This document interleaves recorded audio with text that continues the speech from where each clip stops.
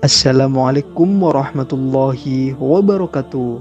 Selamat malam sahabat hijrah yang dimuliakan Allah. Ada satu pelajaran yang perlahan Allah perlihatkan kepada saya, dan itulah yang ingin saya bagikan malam ini.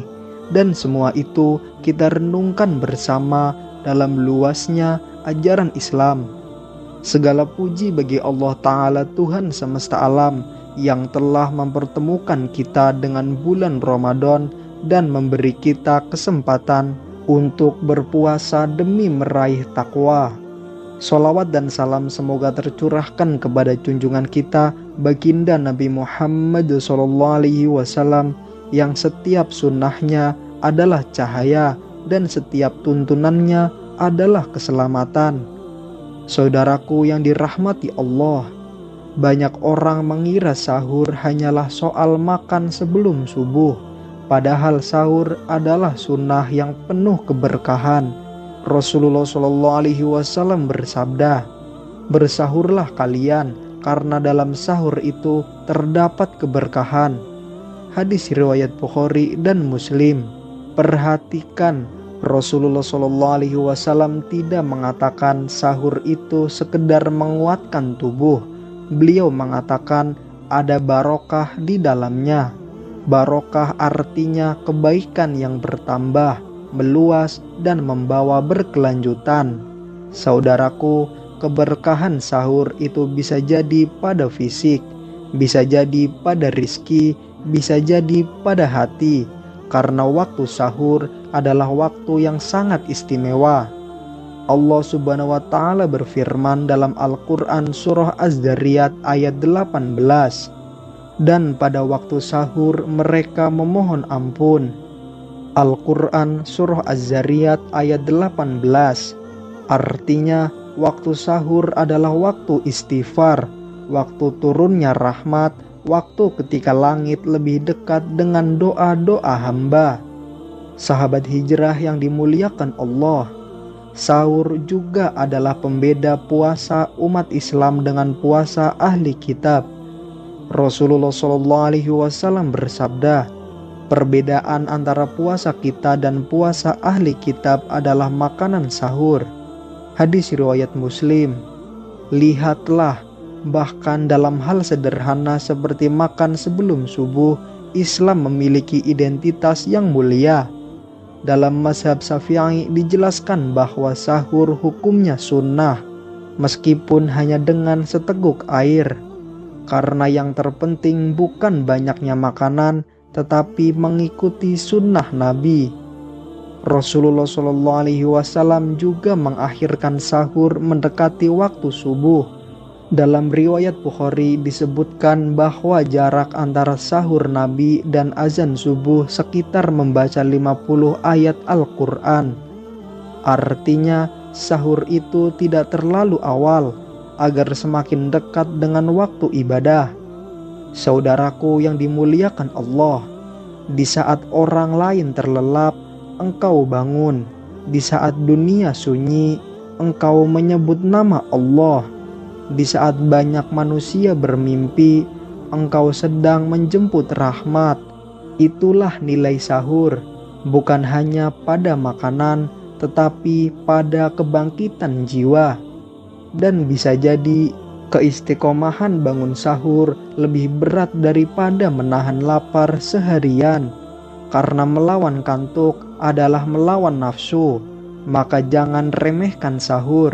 Jangan tinggalkan sahur walau hanya dengan seteguk air, karena bisa jadi disitulah Allah mencatat namamu sebagai hamba yang taat.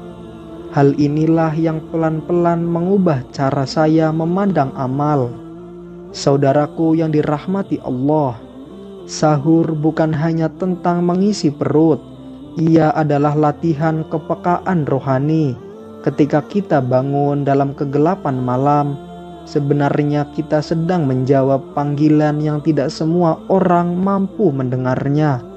Berapa banyak yang alarmnya bunyi, namun hatinya tetap tidur.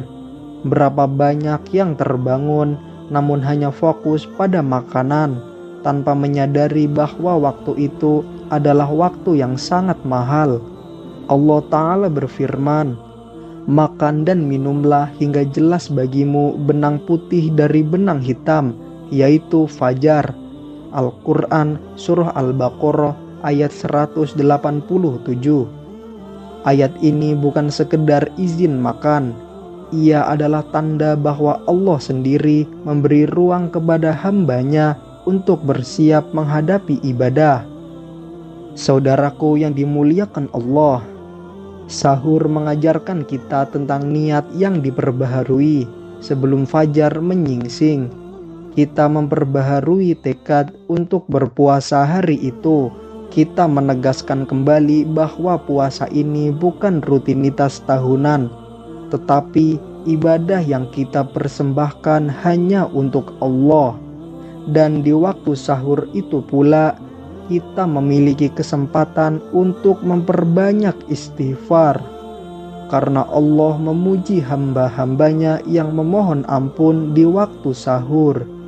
Bayangkan ketika sebagian manusia tertidur pulas, ada hamba yang berbisik dalam sujudnya, memohon ampun atas dosa yang mungkin tak pernah diketahui orang lain. Betapa mulianya detik-detik itu. Sahabat hijrah yang dimuliakan Allah, sahur juga mendidik kita untuk hidup sederhana. Rasulullah SAW tidak bersahur dengan hidangan mewah, terkadang hanya dengan beberapa butir kurma dan air.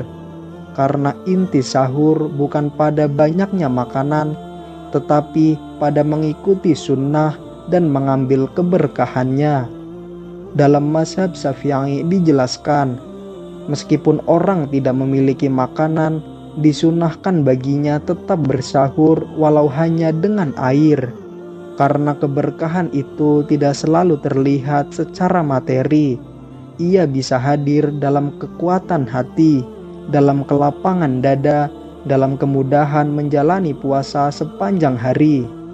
Saudaraku yang dimuliakan Allah, sahur juga adalah simbol bahwa kita tidak ingin melewatkan satupun kebaikan di bulan Ramadan. Jika berbuka adalah tanda syukur di akhir hari, maka sahur adalah tanda kesungguhan di awal hari. Dan siapa yang memulai harinya dengan sunnah, insya Allah akan menjaga harinya hingga terbenam matahari. Maka jangan anggap sahur sebagai beban, jangan anggap bangun malam sebagai gangguan tidur. Anggaplah ia sebagai undangan khusus dari Allah untuk duduk sejenak bersama hambanya sebelum dunia kembali ramai. Karena mungkin suatu saat nanti kita akan merindukan momen itu, merindukan suasana sunyi sebelum fajar, merindukan kesempatan memperbaiki diri di waktu yang penuh keberkahan. Saudaraku yang dimuliakan Allah, bayangkan ketika suatu hari Ramadan telah berlalu dan kita tidak lagi dibangunkan untuk sahur, tidak lagi ada alarm dini hari, tidak lagi ada cahaya dapur yang menyala sebelum subuh.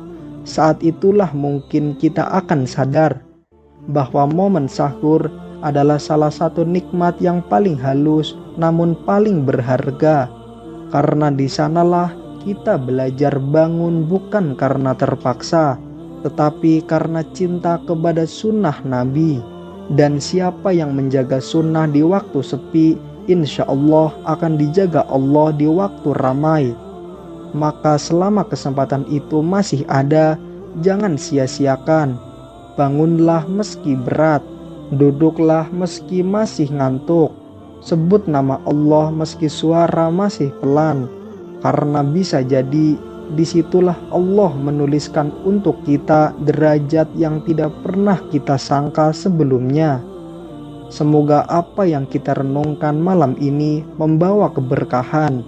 Mari kita tutup dengan doa. Ya Allah, jadikan sahur kami penuh keberkahan. Bangunkan hati kami sebelum Engkau bangunkan jasad kami. Karuniakan kepada kami kekuatan untuk istiqomah dalam sunnah Nabi-Mu. Ya Allah, Jadikan waktu sahur kami sebagai waktu istighfar yang Engkau terima. Ampuni dosa-dosa kami, dosa kedua orang tua kami, dan dosa seluruh kaum muslimin. Jangan Engkau jadikan kami termasuk orang yang lalai dari keberkahan sahur. Berikan kami Ramadan yang Engkau ridhoi, puasa yang Engkau terima, dan akhir hidup yang Engkau muliakan. Rabbana taqabbal minna innaka antas samiul alim wa tub alaina innaka antat tawwabur rahim. Amin amin ya robbal alamin. Nah pemirsa, sampai di sini akhir perjumpaan kita hari ini. Terima kasih atas perhatian Anda. Akhir kata, wassalamualaikum warahmatullahi wabarakatuh.